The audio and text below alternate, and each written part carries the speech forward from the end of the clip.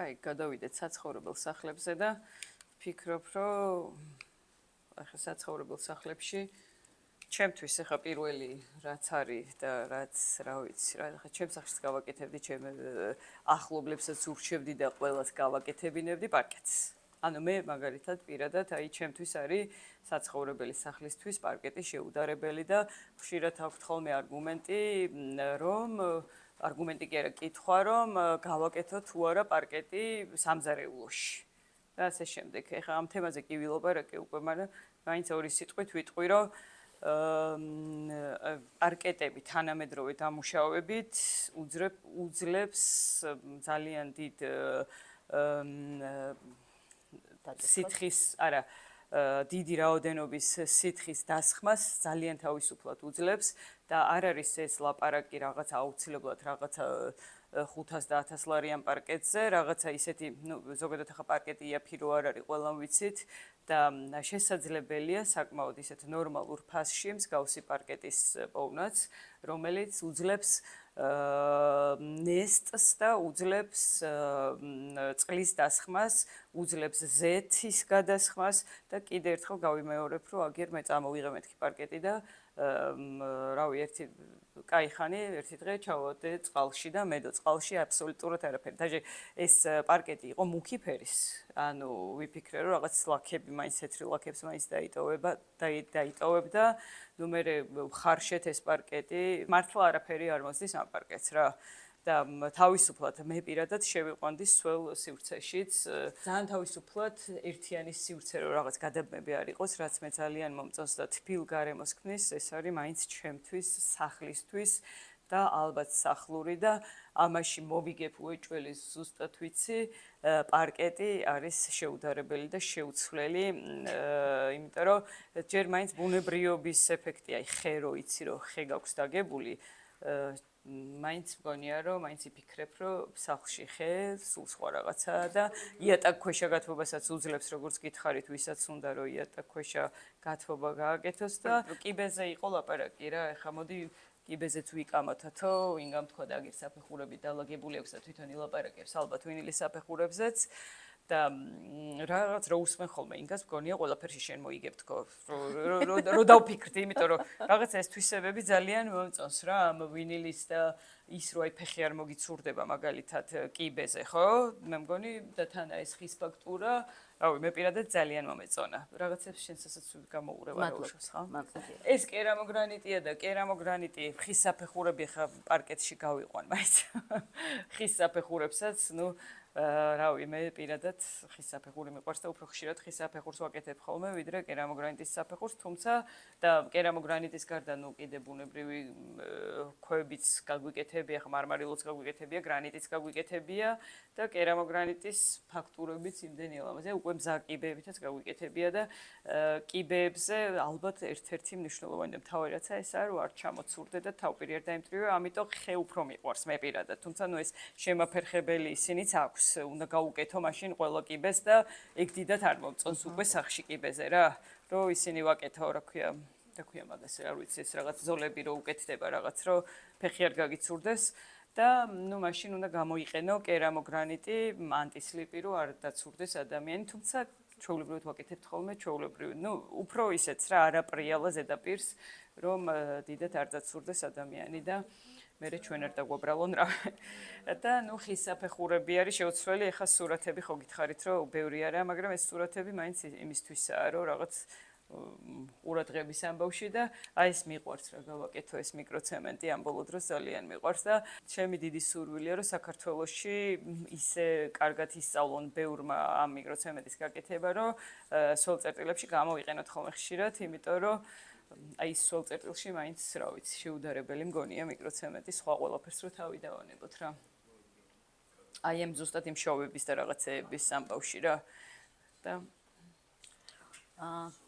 მოდი ახლა ვიტყვი რომ მე ვერ დაგიპირისპირდები ხის პარკეტთან აი ერთი კეთილი სიტყვა თქვენია ძლივს ნამდვილად იმიტომ რომ როცა ადამიანი გეუბნება რომ მე ნატურალური იატაკი მინდა განიარაღებული ხარ აი ჩემი მაგალითად მე ვარ განიარაღებული ხოლმე იმიტომ რომ როცა გეუბნება რომ ნატურალური მინდა ნუ რა უნდა უთხრა უნდა და რა ქნას და სავსებით მისაღებია მისი სურვილი ძალიან კაი უბრალოდ მე მინდა ჩავამატო, აი მაგალითად არა ვეწინააღმდეგები პარკეტს, როცა ადამიანს ამის შესაძლებლობა აუ, ერთ რაღაცას ვიტყვი მაშინ, რო ვეძებდი კაცო პარკეტების სურათები მინდოდა რა, რაღაც კარგი დამედო ზონაში და ყველგან ხალიჩა იყო გაჩრილი. აი ამას დავამატე. ხალიჩა არ იყოს მეთქი სადმე ისე და ამიტომ შემეშვი არ გეწინააღმდეგები, უბრალოდ ვამატებ, რომ ხალიჩა არის კომფორტის გაზდის ძალიან კარგი საშუალება. ძალიან კარგი. არსებობს უამრავი ვერსია, უამრავი შემადგენლობის, უამრავი შეხების. უბრალოდ ასეთ რაღაცებზე ვიტყვი, რომ როცა გინდა რომ პარკეტი გინდა, მაგრამ აი ზონის განსაკუთრებულობა, კომფორტულობა შეგიძლია უბრალოდ აბრეშუმის რაღაცა განსაკუთრებული პრინტის ხალიჩით გამოყო და დაამთავრო იმ შენ პარკეტზე. დღეს თანამედროვე ხალიჩები სულ ჩანაცვლებულია. ყველა სასტუმროში ძირითადად პოლიამიდის ხალიჩებს ხმარობენ, რომ აი ეს საფრთხეც მოშორებული იყოს. და თვითონ ახალი მასალები გაძლევს იმის საშუალებას, რომ შენ თუ რაღაც გამოყენება გინდა, თანამედროვე მასალებით მიაღწევ იმას, რომ ჯანმრთელობისთვის საშიში არაფერი არ იყოს. უბრალოდ ახლა ვისაც მტვერის იმაზე აქვს, აი დიდი რაოდენობით მტვერზე აქვს ალერგია, ახლა იმას წიგნის კარადა რო დაუდგა, იმაზეც ალერგია აქვს და რა ვიცი, არ უნდა იკითხოს ადამიანმა. ყოველ შემთხვევაში, აი ეს მასალები მაგ მიმართულებით კარგად არიან განვითარებული. რბილი ატაკი, ამ შემთხვევაში ხალიჩა არის განსაკუთრებული ზონირების შესაძლებლობა. კიბე, რომელიც ძალიან მინდოდა რომ გვეთქვა, იმიტომ რომ ზოგადად გინდა კერამოგრანიტი აიღე, გინდა ნატურალური ხის პარკეტი აიღე, საკმაოდ ძვირად ღირებულია ისედაც და მით უმეტეს კიბეზე მაგის მორგება. ძალიან მარტივი კიბის ანუ ჩაოლებრივ როგორი ფორმის რამასალის რკიბესაც კარკას ქმნი და ზემოდან აკრავ რბილი ატაკს. ამ რბილი ატაკის ღირებულება ისეთია, რა ფასიან მასალასაც ირჩევდა. ნუ რა ვიცი, საკმაოდ როგორ კეთდება ისე რაღაცა ის სჭირდება, რაღაცა ის წარმოვიდგინე. არა. რაღაც თვითონა არა. ანუ ეწება თითო საფეხურად იჭრება, ეს ხელოსანი ჭრის ამას. თითო საფეხურად არის ეს ყველაფერი დაჭრილი. ეს არ არის მთლიანი რულონის მოყოლებული. ეს შუბლი არა აქვს? აქვს, მაგრამ თითო საფეხურის გადაჭრილია ყველგან. ხო, ერთი რომ მარტივია, იმიტომ რომ გამოცვლა ერთი საფეხურის უფრო მარტივი ვია მთელი კიბის საფეხურებით. მე მეორეც მოღუნულ კიბის შემთხვევაში ხა ეს არ გაძლევს იმის საშუალებას, აი ეს მასალა თვითონ ეს მოღუნვა ვერ მოგვაძლევს და თითო საფეხურად ძალიან მარტივია. შეცვლაც ძალიან მარტივია. ბიუჯეტურიც არის, მაგრამ ამავდროულად ბავშვები ვისაც აყავს სახლში ძალიან ერგონომიულია და ორი კედელში კაი იქნება. ორ კედელში კარგად ჩაკეტა. აქითა გვერდი ცოტა ის იქნება. მეგი მაგისთვისაც არსებობს გვერდის დაბოლოება, ავერლოქს ეძახიან, ადგილობრივად ჩილება გაკეთდეს და ქარხნულთა ჩილება ეს გაკეთდეს. რაც შეეხება ვინილის გამოყენებას მისაღები და სამზარეულოს ზონებს, მე მაინც აქცენტი გავაკეთე ქალაქგარე სახლებზე. სადაც ხო იმიტომ რომ ფიქრობ აი ძირითად საცხოვრებელ სახლებში სადაც აი ჩვენ თბილისის სახლებში სადაც ვეძახით ფიქრობ რომ პარკეტი ისეთი ნატურალური ხის პარკეტი ისეთი არგუმენტია რომ ვერაფერს ეთყვი ადამიანს უნდა მაგრამ აი ქალაქგარეთ სახლები რომელიც არის აგარაკები იქ ვინილი არის ნუ შეუცვლელი და ბიუჯეტურადაც მოსავლელადაც შესაძლებლობებითაც აი ბევრი კომბინაციის გაკეთება შეგიძლია და ისევ ზონების გამოყოფა და ეს ჩემი საყვარელი ზონა არის მასტერ ბედრუმი რომელიც არის